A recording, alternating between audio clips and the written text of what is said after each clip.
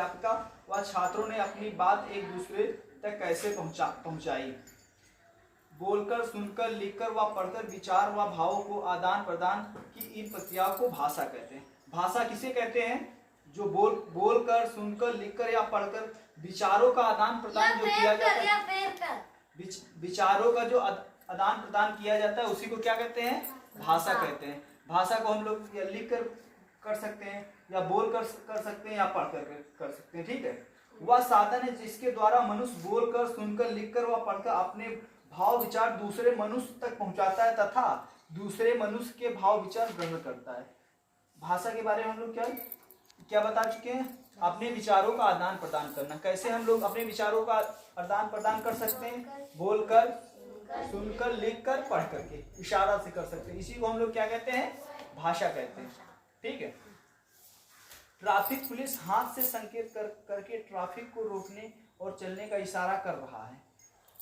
जैसे traffic police इशारे से कहता है गाड़ी पास करे तो इशारे से गाड़ी क्रॉस करती है। अनुज और रवि आपस में बात कर रहे हैं, इशारे में बात करें, ये भी एक क्या है? भाषा का रूप है।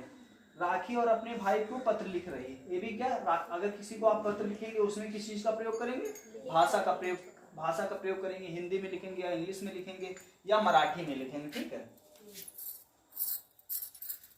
ऊपर दिए में अलग अलग ढंग से अपनी बातों की कई समझाई गई है। पहले चित्र में संकेत द्वारा, पहले चित्र में हम लोग भाषा संकेत के द्वारा बताया गया, दूसरे चित्र में कैसे? बोलकर बताया गया, तीसरे चित्र में लिखकर। पहले में क्या बताया गया? ये भाषा का ही एक प्रकार का रूप है। पहले में किसके द्वारा बताया गया? संकेत के द्वारा। दूसरे में क्या? दो लोग बात कर रहे हैं। तीसरे में क्या? अपनी भाषा का आदान प्रदान कैसे कर रहा है? लिख कर रहा है। ठीक है।